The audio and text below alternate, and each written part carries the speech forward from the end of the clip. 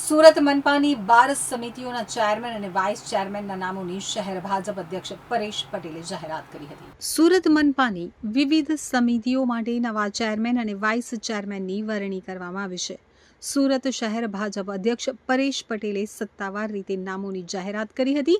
આરોગ્ય સમિતિના ચેરમેન તરીકે અશોક રાંદેરિયા અને વાઇસ ચેરમેન તરીકે વિક્રમ દેસાઈની વરણી કરવામાં આવી છે. જાહેર બાંધકામ સમિતિના ચેરમેન તરીકે રાજેન્દ્ર પટેલ અને વાઇસ ચેરમેન તરીકે શીતલ પ્રતીક પટેલની નિમણૂક કરવામાં આવી છે. તો પાણીની સમિતિમાં રશ્મિબેન સાબુને ચેરમેન અને મહેશકુમાર મકવાણાને વાઇસ ચેરમેન બનાવાયા છે. નગર નિયોજન સમિતિમાં મહેન્દ્ર દેસાઈને ચેરમેન અને અશોક માંગીલાલ શાહને વાઇસ ચેરમેન તરીકે જવાબદારી સોંપવામાં આવી છે. સમાજ કલ્યાણ આનંદ પ્રમોદ સમિતિમાં રાજેશ રાણા ચેરમેન અને ઈશ્વરભાઈ નરોલા વાઇસ ચેરમેન બન્યા છે. તો ગટર સમિતિમાં રવિન્દ્ર વિઠ્ઠલભાઈ ખેરનારને ચેરમેન અને રાજનીત દેસાઈને વાઇસ ચેરમેન બનાવવામાં આવ્યા છે.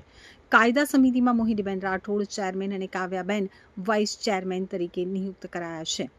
જ્યારે ઋણુગ્લા રાહત અને તંદુરસ્તી વર્તક સમિતિમાં અલકાબેન પાટીલને ચેરમેન અને હિમાક્ષીબેનને વાઇસ ચેરમેન બનાવવામાં આવ્યા છે. તો ગૃહ નિર્માણ અને ઉદ્યાન સમિતિમાં સુરેશભાઈ ધામેલિયા ચેરમેન અને વિધિબેન ચેનાભાઈ રાઠોડ વાઇસ ચેરમેન બન્યા છે. લાઇટ એન્ડ ફાયર સમિતિમાં સોનુબેન આમલિયા ચેરમેન અને સુધાબેન રાજેશ પાંડે વાઇસ ચેરમેન નિયુક્ત થયા છે.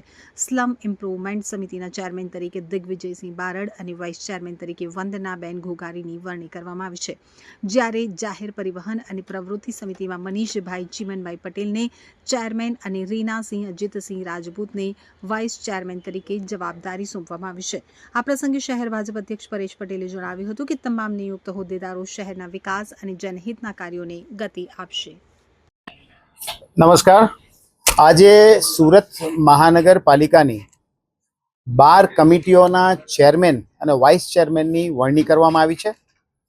આરોગ્ય સમિતિના ચેરમેન તરીકે અશોક રાંદેરિયા અને વાઇસ ચેરમેન તરીકે વિક્રમ દેસાઈનું નામ ઘોષિત કરવામાં આવ્યું છે. જાહેર બાંધકામ સમિતિમાં રાજેન્દ્ર પટેલને ચેરમેન નિયુક્ત કરવામાં આવ્યા છે અને શીતલ પ્રતીક પટેલને વાઇસ ચેરમેન નક્કી કરવામાં આવ્યા છે. પાણી સમિતિ રશ્મિબેન સાબુ ચેરમેન તરીકે અને મહેશકુમાર મકવાણા વાઇસ ચેરમેન તરીકે નિયુક્ત થયા છે. નગર નિયોજન સમિતિમાં મહેન્દ્ર દેસાઈને ચેરમેન તરીકે નિયુક્તિ આપવામાં આવી છે અને અશોક માંગીલાલ શાહને વાઇસ ચેરમેન તરીકે નિયુક્તિ આપવામાં આવી છે.